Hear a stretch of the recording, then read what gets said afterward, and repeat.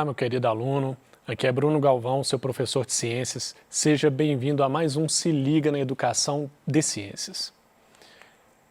O assunto de hoje é estrutura celular. É um assunto voltado para você, aluno do 9º ano do ensino fundamental. E quais são os objetivos desta aula? Permitir que você possa entender a estrutura básica de uma célula, identificar as organelas celulares, bem como compreender as funções dessas organelas que estão presentes nas células. Bom, o que seriam células para começar? As células, então, elas são as menores partes estruturais e funcionais vivas que formam seres vivos. Há dois tipos de células: células procariontes e células eucariontes. Então, as células, muitas vezes o professor gosta de dizer assim, as células são como os tijolinhos ali que formam o nosso corpo. Para nós termos toda essa estrutura, nós precisamos de algo para formar essa estrutura corporal. E nós temos então como base dessa estrutura, como os tijolos dessa estrutura, as células. O que seriam as células procariontes? As células procariontes, elas são representadas por bactérias e cianobactérias. Elas não apresentam um núcleo celular definido. O material genético dela fica disperso no seu interior. Então, os procariotos, representados por bactérias e cianobactérias, eles não têm um envoltório nuclear, não têm uma membrana nuclear para deixar aquele núcleo bem definido. O DNA, que é a parte que significa que você tem ali o seu código genético, o DNA ele guarda seu código genético, ele fica disperso ali no meio do citoplasma de uma célula procarionte. Já a célula eucarionte, ela apresenta uma estrutura mais complexa, com núcleo bem delimitado por uma membrana nuclear. Aqui está uma figura mostrando, comparando uma célula procarionte com uma célula eucarionte. Reparei que eu coloquei uma seta vermelha indicando aonde que está o DNA dessas células, né? Onde que está aí o que seria o núcleo no caso do eucarioto e no procarioto que seria esse DNA disperso. Eu vou fazer aqui um desenho mais básico aqui no flipchart para você entender isso com mais clareza. Então, vou desenhar aqui uma bactéria, isso aqui poderia ser uma bactéria, e eu vou fazer o DNA aqui de outra cor. O DNA da bactéria, ele fica disperso aqui nessa região interna que nós chamamos de citoplasma.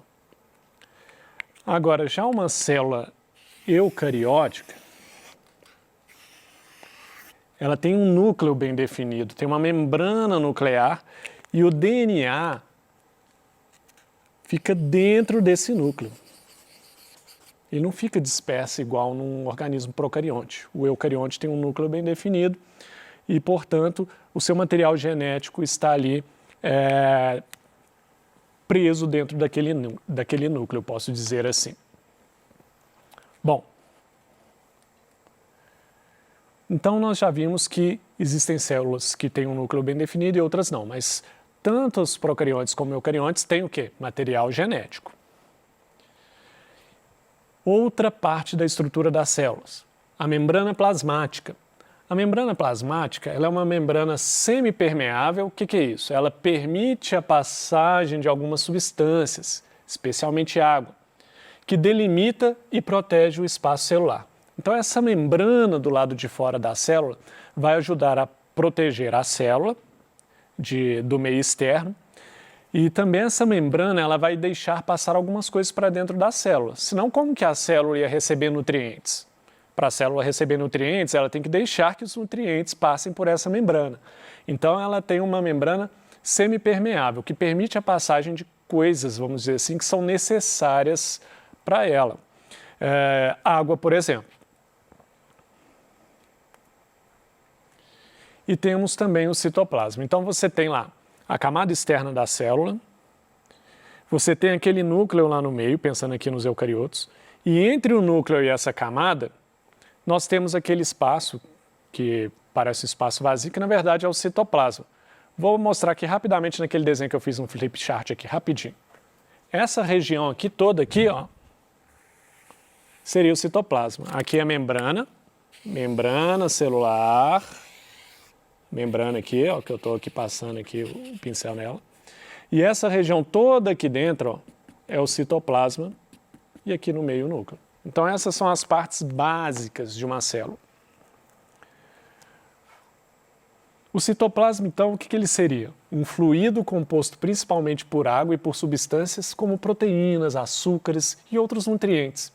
Lá é onde ocorre grande parte das atividades metabólicas das células. Então, no citoplasma da célula, onde ocorrem várias reações químicas que estão relacionadas à manutenção daquela célula. Agora vamos ver aqui uma figura que nós vamos entrar nas organelas que tem dentro dessa célula, especialmente no citoplasma da célula.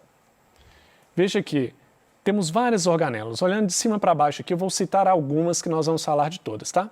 Temos o lisossomo, o ribossomo, temos, descendo um pouco mais aí, temos centríolo, temos mitocôndria. Então, isso tudo aí que você está vendo aí, que está representado aí por essas setinhas, por essas linhas pretas, são organelas celulares. E nós vamos ver essas organelas agora.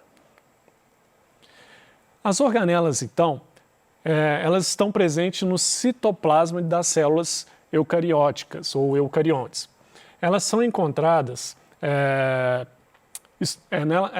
nesse citoplasma, então, essas organelas vão exercer suas funções. E cada organela vai ter uma função diferente uma da outra. Vamos ver isso. Essas funções estão relacionadas à vida e à sobrevivência da célula. Então, nós temos lá a estrutura básica da célula, que seria a membrana celular, temos o núcleo, que tem lá dentro o material genético, e fora do núcleo ali, nós temos aquela área toda ali que é o citoplasma. O próprio núcleo ele está dentro do citoplasma. Nesse citoplasma nós temos várias organelas. Essas organelas então vão ter várias funções para manter aquela célula viva. Vamos com a primeira organela, mitocôndrias. As mitocôndrias, elas têm um formato arredondado ou alongado e elas são responsáveis pela produção de energia da célula. E elas são essenciais para o metabolismo da célula. Então, veja a importância da mitocôndria. A mitocôndria é responsável pela produção de energia. E a produção de energia de cada célula do nosso corpo, da ponta da cabeça ao dedão do pé, ela é fundamental para que o nosso corpo como um todo funcione. Eu funciono porque eu tenho energia para gastar, que eu tenho energia para movimentar o corpo, para falar com você, por exemplo. Então é um papel importantíssimo da mitocôndria. Muitas vezes os alunos pensam assim, o núcleo é a coisa mais importante da célula. Não, não tem isso de mais importante não. Pensa aqui na mitocôndria. Se você não tiver produção de energia, você acha que a célula vai sobreviver? Não. Sem mitocôndria, morte da célula. Ribossomos, outra organela celular. Os ribossomos eles realizam a síntese proteica. O que seria a síntese proteica? Síntese de proteínas. Seria produção de proteínas. Só para você saber a importância de uma proteína, a parte estrutural do nosso corpo, quando a gente pensa em tijolo, a gente pensa em estrutura, né? Essa parte aqui que eu posso pegar aqui, essa estrutura que forma o corpo toda, dos ossos, a pele, tudo, depende de proteína. A proteína tem um papel estrutural para o corpo. Então, sem proteína, você nem formaria a estrutura da célula. Só na membrana plasmática, inclusive, nós temos a presença de algumas proteínas que ajudam na entrada e saída de certas substâncias.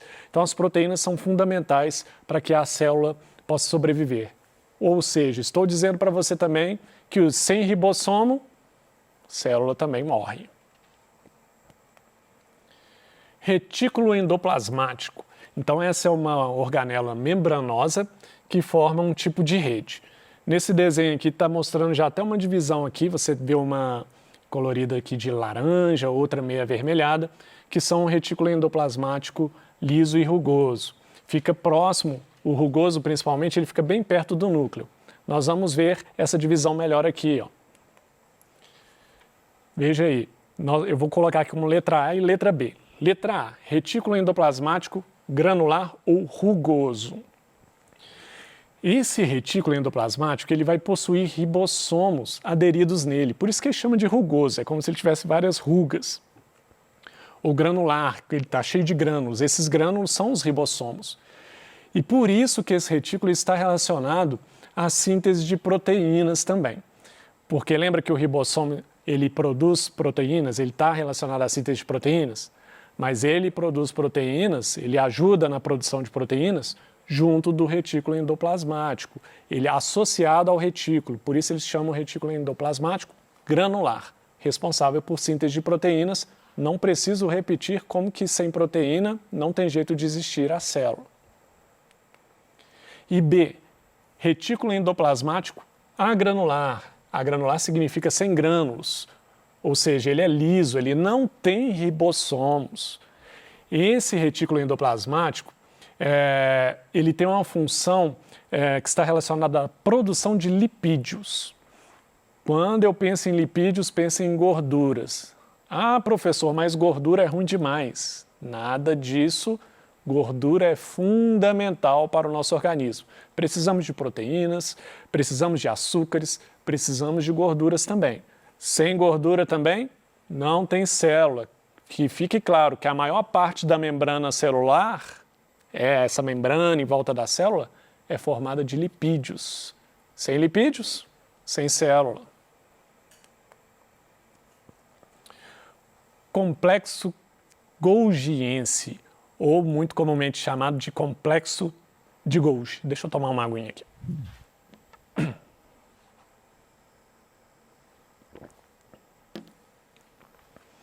Bom, o complexo de Golgi ou golgiense, ele é formado por vesículas achatadas.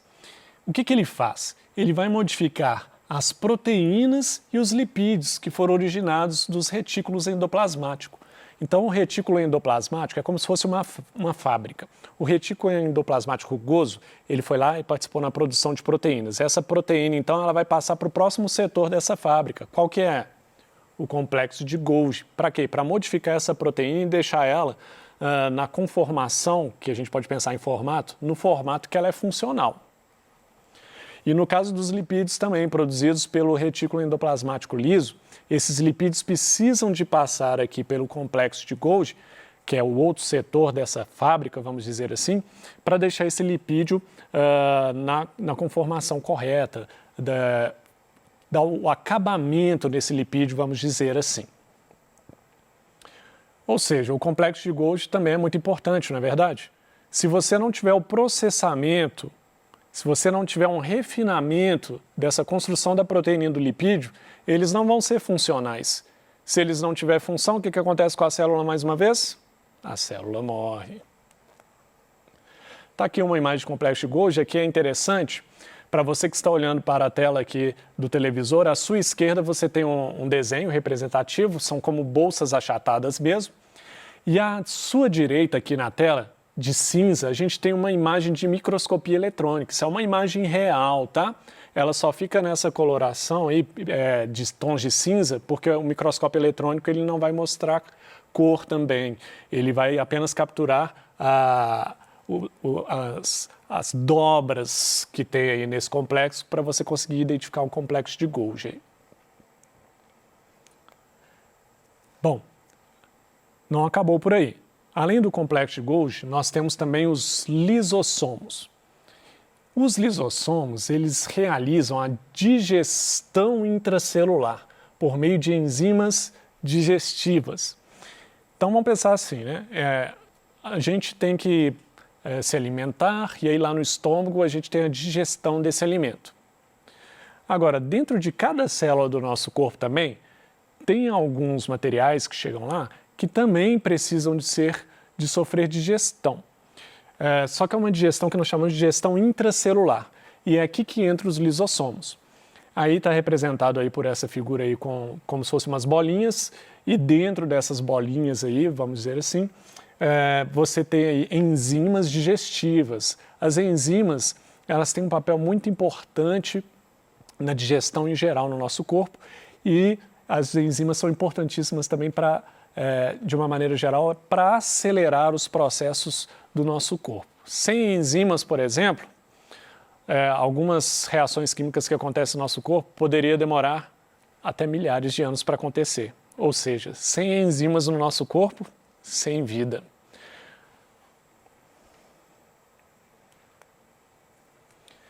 Outras organelas, agora os centríolos. Os centríolos, eles auxiliam na separação do material genético durante a divisão celular e podem formar estruturas de locomoção celular também, cílios e flagelos. Não está presente na célula vegetal. Então nós temos os centríolos aí na célula animal. O que seria isso então? Os centríolos, eles seriam como, eles lembram fibras e na hora da divisão celular, que você tem lá 2 cromossomos homólogos, na hora da divisão celular você precisa de dividir esses cromossomos para essa célula depois virar 2 células. Então, na hora da divisão desses cromossomos, a gente tem os centríolos, que são como feixes que vão ajudar a puxar esses cromossomos e separá-los. São como se fossem várias cordinhas puxando um para cada lado, separando esses pares. Isso acontece na divisão celular. Quando nós formos ver sobre divisão celular, nós vamos ter uma ideia disso melhor, ou se você tiver a curiosidade de dar uma pesquisada, olha lá, divisão celular, mitose, meiose. Bom, agora esses centríolos também eles podem ser usados na locomoção de células, tendo cílios ou flagelos. Pensando em cílios, por exemplo, no nosso sistema digestório, nós temos vários cílios que ajudam a movimentar o muco, no nosso sistema respiratório. Nós temos vários cílios que ajudam a movimentar o muco que é produzido no nosso corpo e esse muco ele ajuda a eliminar as impurezas do nosso organismo. Então, esse muco que nós temos no nariz, ele é produzido para tirar impurezas que estão entrando no seu sistema respiratório pelo ar. E para tirar esses cílios, eles vão batendo assim, vão se locomovendo e empurrando esse muco para cima até você conseguir expelir esse muco. Peroxissomos. Essas organelas celulares realizam a oxidação de substâncias orgânicas. Vou dar um exemplo aqui de peroxissoma aqui, de uma enzima importante. Qual o papel dela? Uma parte do nosso metabolismo produz peróxido de hidrogênio. Peróxido de hidrogênio é o que você conhece como água oxigenada. A água oxigenada é tóxica para a sua célula. Só que o peroxissomo, ele consegue quebrar esse peróxido de hidrogênio, produzindo oxigênio e água. E oxigênio e água é ótimo para o nosso corpo. Cloroplastos. Agora nós temos aqui uma organela exclusiva de células vegetais, está relacionada ao processo de fotossíntese. Vacúolo. Essa aqui também exclusiva de células vegetais, está relacionada com o armazenamento de substâncias e o controle de entrada e saída de água na célula vegetal. E finalmente o núcleo. O núcleo eu vou falar rapidamente, porque nós vamos ter a próxima aula para falar só sobre o núcleo. O núcleo ele basicamente está localizado no centro da célula e ele acomoda o material genético. Eu não vou entrar em detalhes mais do que isso sobre o núcleo. Vamos falar bem detalhado do núcleo na próxima aula aí. Bastante interessante o assunto. E esses foram os pontos principais. Nós falamos do que é uma célula, né? Falamos que existem organismos procariontes e eucariontes. A célula procarionte não tem núcleo definido, eucarionte tem núcleo bem definido. Falamos de todas as organelas celulares e detalhe aqui para os cloroplastos e vacúolos que estão presentes só nos vegetais. Aqui algumas referências bibliográficas, caso você queira aí destrinchar um pouco mais sobre o assunto, ver alguns detalhes. No mais é isso que eu queria falar com você, aluno. Desejo a você bons estudos.